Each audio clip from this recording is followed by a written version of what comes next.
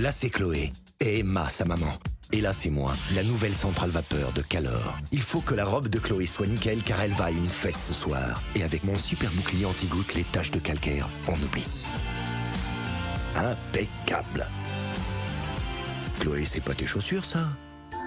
Calor.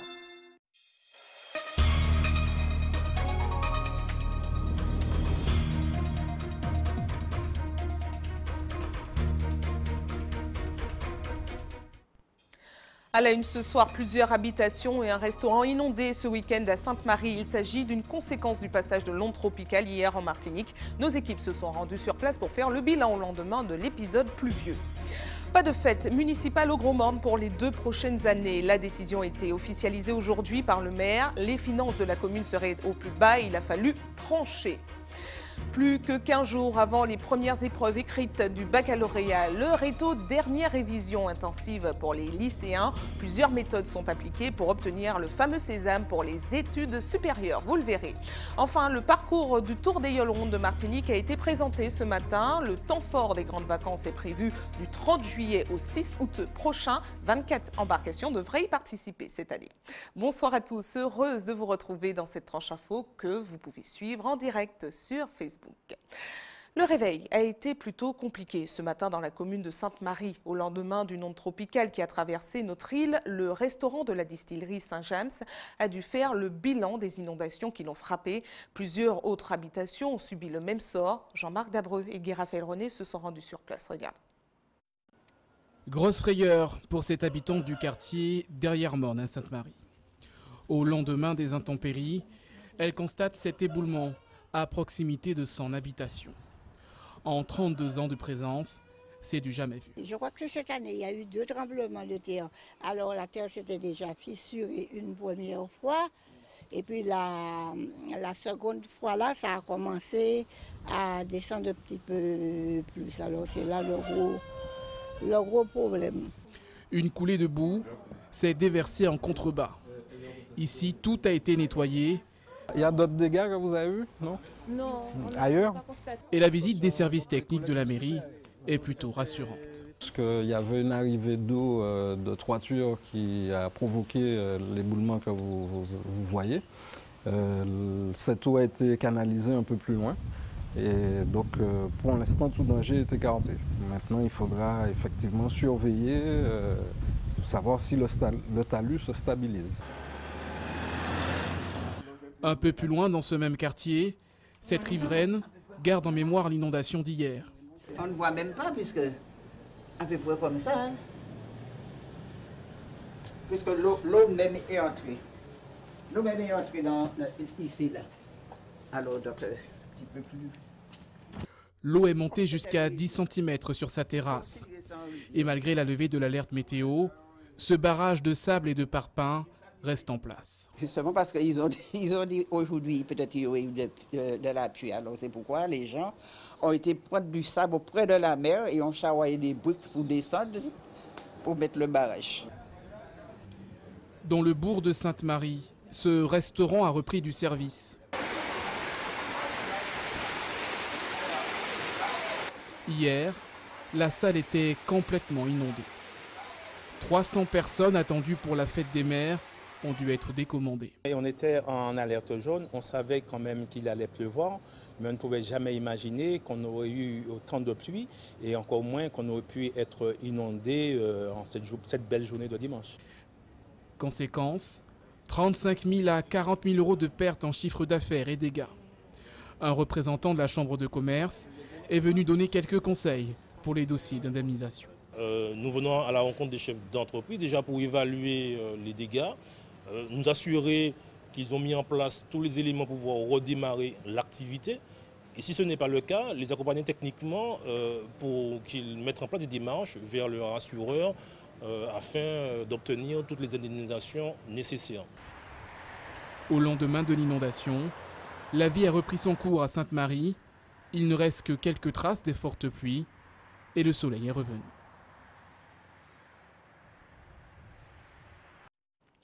Autre mauvaise nouvelle du week-end, les automobilistes martiniquais ne respectent pas vraiment le code de la route. Les contrôles routiers de ce long week-end de l'Ascension ont révélé 246 excès de vitesse, 30 contrôles d'alcoolémie positifs, 90 non-ports de la ceinture, 20 permis de conduire retirés et 60 véhicules immobilisés. C'est officiel, les finances de la commune du Gros-Morne sont au plus bas et le maire a annoncé qu'aucune fête municipale ne pourrait y être organisée pendant les 2 prochaines années. La décision a été plutôt bien acceptée par les habitants mais accueillie en demi-teinte par les élus de l'opposition. Voyez les précisions de Louis Sabas. La place des fêtes restera vide en juillet prochain. La municipalité veut faire des économies, une décision qui semble être approuvée par une majorité de Gros-Mornais. Je comprends que pour une partie de la population, que ça peut manquer. Mais s'il y a un problème budgétaire au niveau de la commune, c'est un peu normal que le conseil municipal puisse annuler. Je suis entièrement d'accord avec le maire. S'il n'y a pas de sous, pourquoi faire la fête? Parce qu'ils vont augmenter ce déficit. Je pense que c'est une décision assez sage, dans la mesure où si le constat qu'il y a passé un argent dans la caisse, donc c'est une façon ou l'autre de faire des économies. Pas de fête communale cette année, ni l'année prochaine d'ailleurs. La municipalité doit faire face à un déficit de 2 millions d'euros. S'ajoute à cela un encours de dette de 700 000 euros par an, le prix du fonctionnement des services et la diminution des aides de l'État. Dans ces conditions, difficile d'honorer ces factures, alors l'heure est aux économies drastiques. Il faut faire des économies. Et faire des économies, il faut aller là où véritablement ce n'est pas vital et aussi fête patronale. Fête de quartier, eh bien, c'est des mesures que nous avons décidé de supprimer 2017-2018 et puis en même temps les associations, voir avec eux, quand ils ont des manifestations, essayer de se donner la main pour faire des projets communs au lieu de faire trop de manifestations en même temps qui nous écartent, qui nous éparpillent, qui nous coûtent très cher. Annuler une fête patronale, c'est en moyenne 55 000 euros d'économiser. Mais du côté de l'opposition, il s'agit d'une erreur. Le problème est tout simplement dû à une mauvaise stratégie de l'équipe en place. J'ai conseillé au maire de ne pas payer le soi-disant déficit des transports qui nous coûterait 375 000 euros par an à verser à Cap-Nord. Il n'a pas voulu m'écouter. Deuxièmement, il a une grosse opération, une espèce de foire pour les métiers du bois. Je lui ai dit que ça coûte 191 000 euros. Alors ça ne m'étonne pas qu'il ait des difficultés de gestion et que maintenant il soit acculé à ne pas faire la fête patronale. Personnellement, je pense que c'est une erreur. C'est un moment où les Gros-Mornais en vacances et ceux qui sont au pays se rencontrent et font avancer la commune. Pour le maire, pas question d'augmenter les impôts. Et pour faire face aux difficultés, il compte sur une ligne de trésorerie stricte, de l'emprunt et d'une rentrée de fonds des cofinanceurs de près de 2 millions d'euros, ce qui apporterait à la ville une bouffée d'air frais.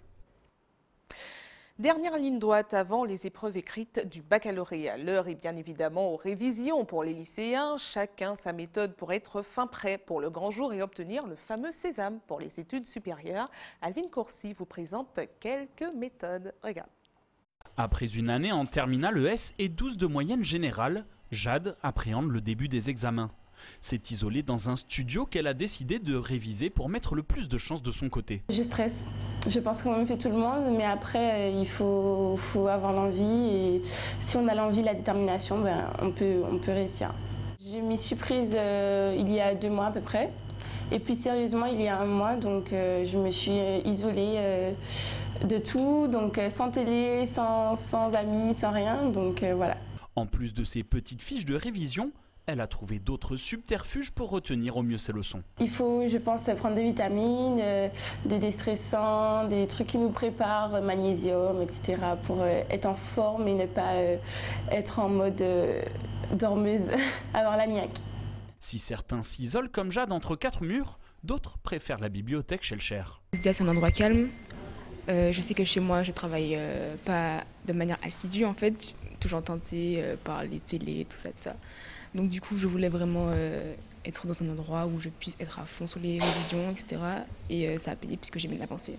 Mais pour réviser, d'autres lycéens préfèrent être en groupe, une solution qui permet de s'encourager les uns les autres dans ce moment de stress. On va dire que les révisions en groupe m'aident parce que par exemple, si j'ai besoin d'un conseil, je peux leur demander et je peux avoir leur avis plus ou moins. Est-ce que ça t'aide à te concentrer aussi? Oui. Chez moi, je ne révise pas aussi bien. D'une certaine façon, le fait d'être entouré de camarades qui vont passer le même examen que moi, ça aide d'une certaine façon à mieux gérer le stress, à être plus apaisé aussi, d'une certaine façon. Peu importe la manière, les élèves espèrent tous obtenir leur baccalauréat pour tenter de dépasser les 87,6% de réussite de l'année dernière sur notre île. Résultat, le 5 juillet prochain.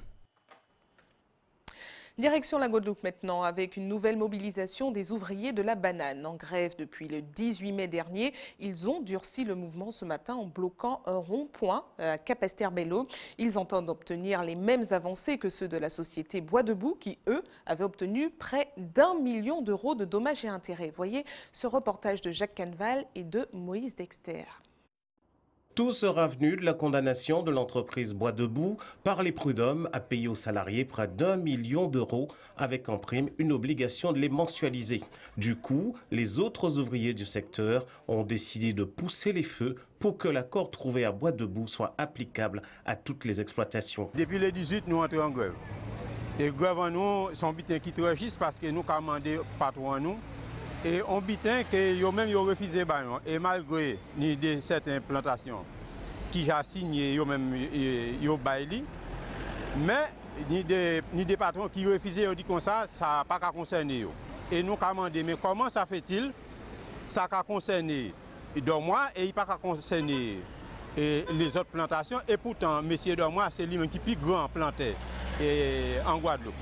Alors c'est pourquoi qui fait nous là nous commandé patrons à respecter signature à préfet là et l'autre signature aussi pour respecter parce que si le préfet l'a signé, il signe pour tout le monde. Les autres propriétaires pour leur refusent de s'asseoir autour d'une table pour négocier, ce qui a le don d'agacer les grévistes qui disent en substance pourquoi ceux de Bois Debout ont réussi avec force barrage routier et pas nous. Nous là dans la rue là, nous attendons une réponse à ces messieurs parce que nous voulons entrer sous table de négociation pour négocier.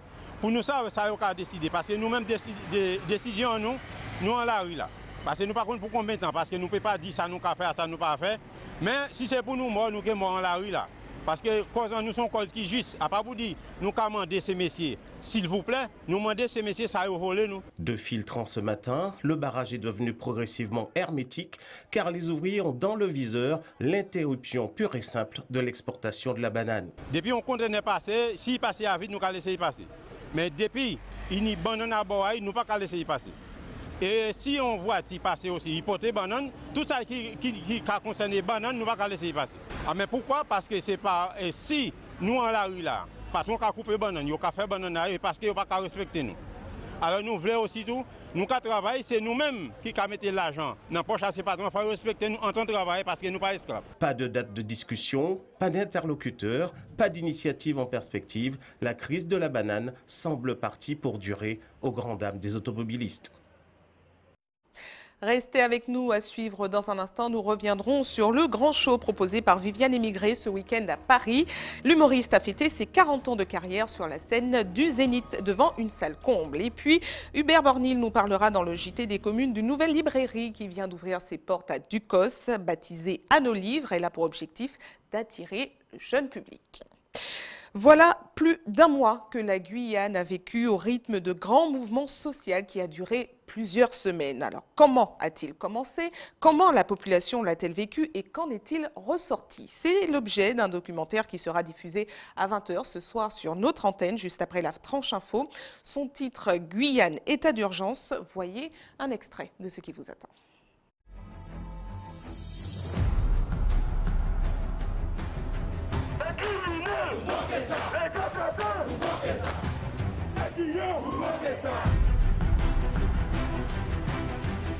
Ils sont armés, nous on n'a pas d'armes. Nous ne sommes pas venus pour faire des ordres, nous ne sommes pas venus pour agresser les gendarmes. Il faut des milliards ici pour développer notre département. Il faut qu'on décolle, bon Dieu. Un dialogue serein, républicain, à visage découvert. Leur priorité, c'est pas notre santé, leur priorité, c'est pas nos enfants, c'est pas l'éducation. Voilà, leur priorité, c'est que de lancer leur fusée. Nous faisons le point afin que le monde entier puisse voir qui nous sommes en Guyane.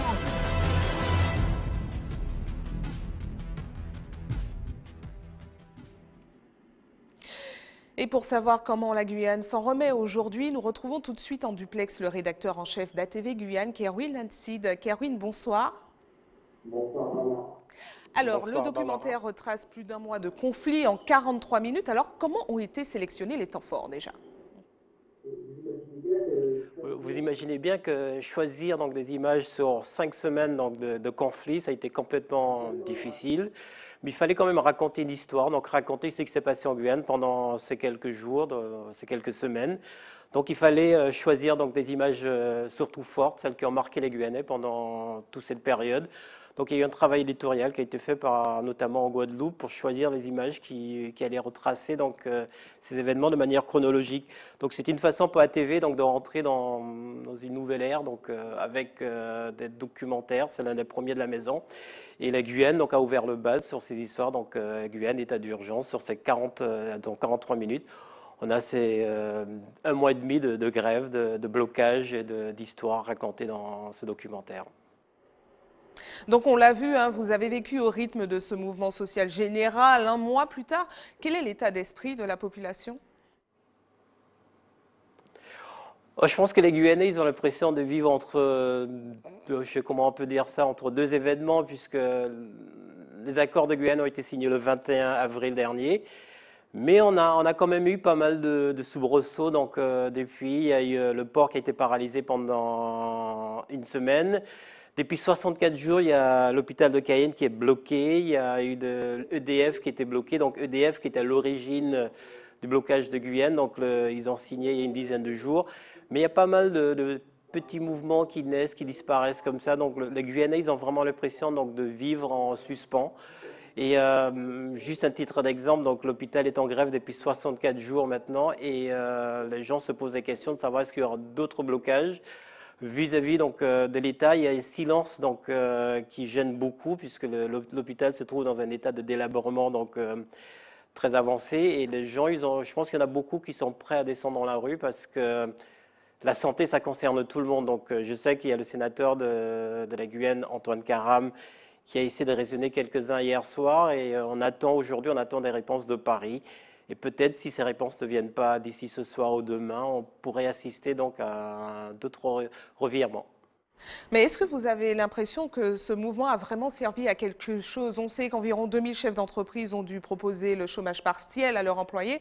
Est-ce qu'il y a quand même des éléments positifs qui en ressortent? Je pense qu'il y a un peu de tout aujourd'hui de se prononcer, donc, parce qu'on se trouve à un peu plus d'un mois après la signature donc, de l'accord de Guyane.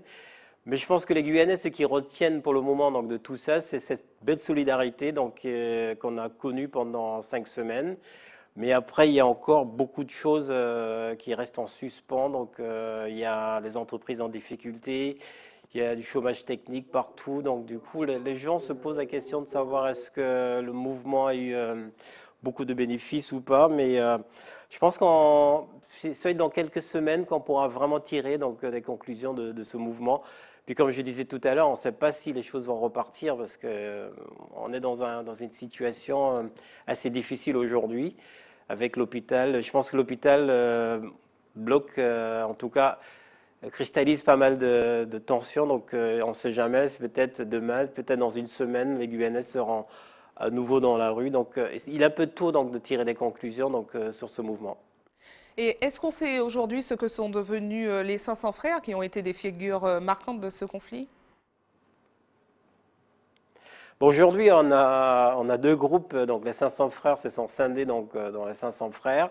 Et après, il y a les grands frères aussi. Donc il y a eu un peu de bisbille dans le groupe. Et donc du coup, aujourd'hui, il y a 2 groupes qui ont la même vision, donc, mais qui étaient fâchés et qui, la semaine dernière, se retrouvaient dans une même réunion. Donc, on peut penser que les choses vont s'améliorer. Donc, aujourd'hui, il y a les 500 frères et les grands frères. Voilà. Merci à vous, Kerwin. Merci. Et nous revenons maintenant sur l'actualité de la Martinique avec un coup d'œil sur le rendez-vous que beaucoup attendent pendant les grandes vacances, le Tour des Yoles. Le parcours a été dévoilé ce matin en conférence de presse. La programmation est prévue cette année du 30 juillet au 6 août. Avant cela, la Yole Robertine UFR fêtera son anniversaire, 40 ans, qui seront célébrés ce dimanche dans la baie du Robert. 2 courses sont prévues pour l'occasion et elles serviront de 6e étape du championnat du Tour des Yoles. Voyez les précisions recueillies par Alvin Courcy, les précisions du président de l'association des Yole Round de Martinique. Nous allons profiter justement pour présenter le profil de la 33e édition du Tour de la Martinique des Yole Round qui va partir de Fort-de-France du 30 juillet au 6 août avec des étapes qui vont passer dans les différentes villes avec le départ à Fort-de-France, des Anses-d'Arlé, du Marin, du Vauclin, du Robert, de Trinité, de Saint-Pierre pour venir à Fort-de-France. Nous allons vous présenter le Grand Prix UFR 40 ans. C'est une manifestation que nous mettons en place avec notre partenaire UFR pour fêter ses 40 ans sur le sous-bord de la Yole Ronde. D'autant que nous avons une Yole qui porte les couleurs du UFR avec un bon programme que nous avons mis en place, 2 courses de Yole, une course à 2 voiles, une course à la misaine et puis beaucoup d'animations dans la ville de Robert avec un village et puis des animations pour les enfants et également faire gagner un certain nombre de lots avec des jeux que nous avons mis en place pour l'ensemble de tous ceux qui vont venir avec nous. Et puis, c'est une occasion également pour nous de revenir dans la baie du Robert avec 2 belles courses. Nous sommes à la 6e journée du championnat avec actuellement en tête justement la Yole UFR qui tâchera justement à travers ses 40 ans UFR de garder la tête de ce championnat. Sport toujours avec un retour sur les manifestations qui ont ponctué le week-end. Il a été marqué par le sacre de l'USC Citron chez les femmes et de l'Étoile de Gondo au masculin en handball. En football féminin, le RC Saint-Joseph a été sacré champion de Martinique et en rugby, l'US Robert a remporté la Coupe de Martinique. Retour sur un week-end de sport avec José Le Chertier, Marc-Olivier Dream, Clément Marajo, sans oublier le plus grand sportif, Caril Chassol. En handball masculin, l'Étoile de Gondo conserve son titre. En 2 matchs, les Lamantinois ont disposé de Sainte-Anne-Cap 110 et sont sacrés champions de Martinique pour la 3e fois consécutive. Chez les femmes, il a fallu disputer une belle pour départager l'Arsenal et l'USC Citron. Les Foyalaises remportent ce 3e match 26-23 et sont sacrées pour la 2e fois de leur histoire championnes de Martinique. 2 formations qui disputeront le week-end prochain les finalités du championnat de France. En football féminin, la finale du championnat a sans surprise opposé le RC Saint-Joseph au RC Rivière-Pilote samedi soir au Diamant. Une rencontre dominée par les Joséphines qui s'impose logiquement sur le score de 4-0. Les protégés de Joanne Noël réalisent le doublé Coupe Championnat en attendant peut-être un triplé avec la finale le week-end prochain en Guadeloupe du Femilaf. En rugby, la finale de la Coupe de Martinique n'a pas laissé place au suspense. L'US Robert s'est imposé sur le score de 62-6 face à la Gauloise. En cyclisme féminin, la 3e manche du challenge Féroce Girls est revenue à Mélissa Alexandrine du CCV. Elle remporte le contre-la-montre de 9,5 km entre Lens-Figuier et Monésy en 15 minutes et 40 secondes. Enfin, les foulées vauclinoises sont revenues à Thiago Spimola Marquez du club organisateur. Il parcourt les 8 km en 23 minutes et 14 secondes. Un peu de divertissement avant de passer à notre JT des communes. Direction Paris, où Viviane Émigré a fait le show sur la scène du Zénith pour fêter ses 40 ans de carrière. 2 heures de spectacle devant près de 4000 spectateurs. Vous allez le voir, même avec beaucoup d'expérience, quelques couacs ont presque perturbé la grande humoriste, mais la bonne humeur gagne toujours. Regardez ce reportage de Solène Boissy. Plus tu donnes, plus tu reçois. Je n'arrête pas de dire ça. Merci. Merci, mon grand. Une salle en ovation pour Zéphérine, Chou ou encore Ketchupine, les personnages phares des sketchs de Viviane Émigré. Pourtant, à peine 1 heure plus tôt, la soirée n'était pas si bien partie. Il est 14 h, c'est déjà 1 heure de trop sur les dernières répétitions. Et pour couronner le tout, les derniers réglages techniques ne sont pas ajustés. Il faut rentrer vers la fin de Yasmina en fait. J'attendais que je te dise. Oui. Mais dehors, la foule commence déjà à rentrer et tous ont beaucoup d'attentes pour ce soir. Patricia a déjà eu la chance de la voir sur scène en Guadeloupe. Ça fait 1 an qu'elle attend ce moment. Je m'attends à un spectacle plus grandiose que les autres, meilleur que l'année dernière et qu'elle nous fasse vivre ses 40 ans de carrière. Et ça, je lui fais confiance pour ça. Pour Gwenaëlle, c'est la première fois, alors forcément, elle attend beaucoup de ce spectacle. Il y a longtemps que je voulais la voir. Elle est déjà venue, mais j'ai jamais eu l'occasion d'y aller. Donc là, c'est les 40 ans, je sais que je vais m'éclater, ça va durer. Juste avant de monter sur scène, la pression monte. Mais une fois face au public parisien, tout disparaît.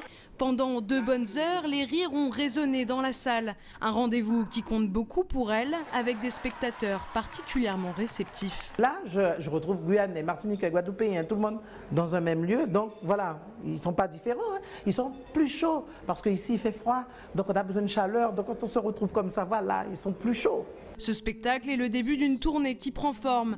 Les prochaines dates ne sont pas entièrement définies, mais à la rentrée, elle donnera un spectacle en Martinique et en Guadeloupe. Votre nom, s'il vous plaît, madame? Il y aurait les petits Jeanne Jambon. Et c'est le moment de nous rapprocher un peu plus de vous. Nous passons à notre JT des communes.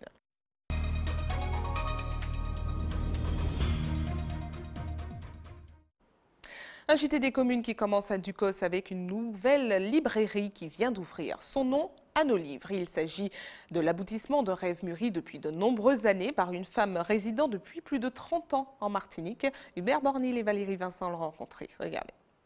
On est vraiment dans le monde merveilleux de l'enfance, de la lecture. Alors j'ai trouvé des petites choses intéressantes comme ça. La Belle et la Bête, là c'est l'audio-livre, il raconte tout simplement le livre. Et puis pour les parents qui sont parfois fatigués de raconter, répéter l'histoire, il y a cet appareil qui peut vous remplacer tout simplement. Et puis toute l'histoire de Star Wars. Enfin, j'ai retenu ça encore au rayon adulte, livre de poche, Nelson Mandela, Non à l'apartheid ou encore Rosa Parks. On trouve aussi de belles histoires, Gandhi, Jean Jaurès, bon, voilà. C'est d'abord le nom qui interpelle.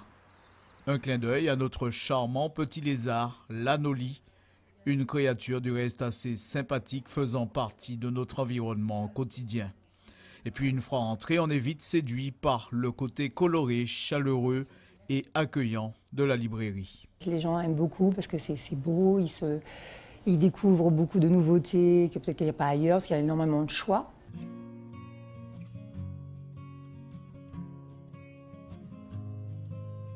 Nathalie est libraire depuis une 30aine d'années et cet endroit représente pour elle l'aboutissement d'un grand rêve, un monde merveilleux où l'enfant est roi. Ils rentrent, ils font d'abord waouh. Leur première impression, c'est de dire waouh, c'est magnifique. C'est maman, il y a ça, il y a ça, il y a ça. Ils découvrent les choses qu'ils ne trouveraient pas ailleurs. Les adultes aussi peuvent trouver leur bonheur ici. Il y en a pour tous les goûts, la BD, les mangas, les romans poches. En ce qui me concerne, je préfère offrir un ouvrage à un enfant qu'un jouet, parce que tout simplement au niveau de la culture, c'est plus intéressant. Et puis avec Internet qui est très développé, c'est vrai que les enfants ont moins tendance à lire. Et enfin, un livre papier en tout cas, et moi je préfère le support papier en ce qui me concerne. Bonne nouvelle, à l'ère du numérique, la lecture semble encore séduire. Ici, on a même pensé à vous installer un espace pour la lecture. Les enfants aiment toujours lire ça, et ils dévorent même les livres. Et les parents, des fois, au niveau budget, ne suivent pas derrière, puisqu'ils lisent les livres très vite en 2-3 jours. J'ai passé un agréable moment dans cette librairie. Là, je reviens tout juste du club de lecture. Et puis, je vous invite déjà à retenir vos places pour la séance de lecture de l'auteur. Elle sera ici, Fabienne Valérie Christophique, qui va nous présenter Histoire d'enfance dans tant longtemps. Ça sera le mois prochain. Quelques informations pratiques avant de refermer cette édition. Des travaux sont à prévoir ce soir à partir de 21h au Lamentin sur la RD 15. Il s'agit d'un ouvrage de mise hors d'eau entre les giratoires de Mao et de Petit Pré qui devrait durer jusqu'à mercredi de 21h à 5h du matin. Une déviation sera mise en place vers la route départementale numéro 14 à Cajou et vers l'autoroute A1. Des travaux prévus également à Rivière-Pilote. Il s'agit de travaux de poste de garde du corps sur le pont de la Rivière-Pilote à partir de ce soir jusqu'au vendredi 16 juin. La circulation sera réglementée par des feux tricolores sur la RD 18 au quartier Lourdes. La vitesse sera limitée à 30 km/h. Information pratique pour ceux qui souhaitent faire un don de sang demain. Un camion de l'EFS sera stationné de 9h à 14h sur le parking du centre commercial Le Rond-Point à Fort-de-France. Une équipe sera également à votre disposition de 9h à 16h à la Maison du Don au CHU Pierre Zobda-Kittmann au quartier La Ménard à Fort-de-France. Et c'est la fin de votre journal local et régional, mais ne bougez pas, on se retrouve dans quelques instants avec Antje PIA. A tout de suite.